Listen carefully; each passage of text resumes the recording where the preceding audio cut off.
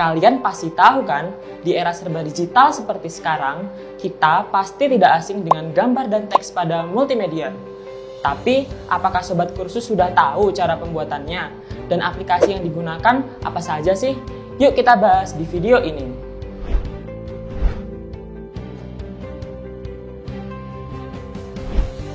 Sobat Kursus, kembali lagi bersama saya, Hanifah Krisuryono. Kali ini, kita akan belajar multimedia mengenai gambar dan teks.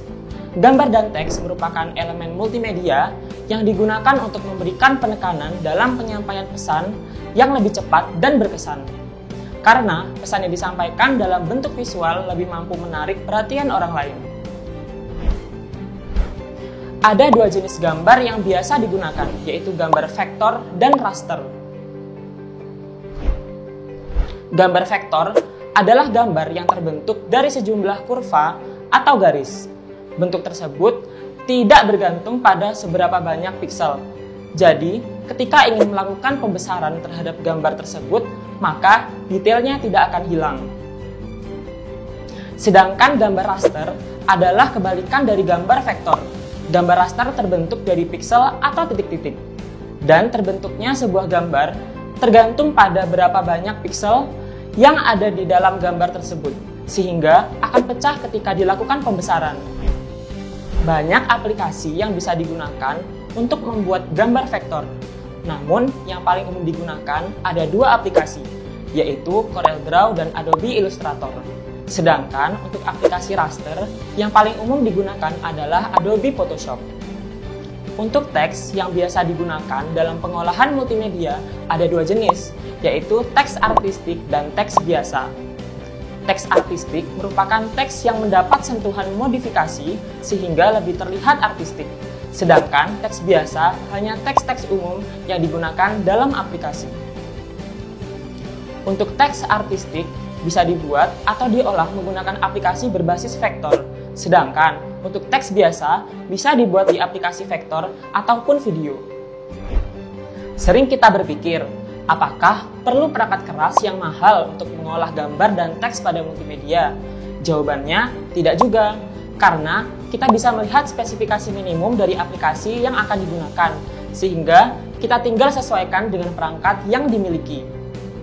Sebagai contoh, untuk menginstal aplikasi vektor dengan komputer yang memiliki spesifikasi standar bisa menggunakan CorelDRAW X7, sedangkan komputer yang memiliki spesifikasi tinggi bisa menggunakan CorelDRAW 2021. Nah, untuk menginstal aplikasi raster dengan komputer yang memiliki spesifikasi standar bisa menggunakan Adobe Photoshop CC 2015.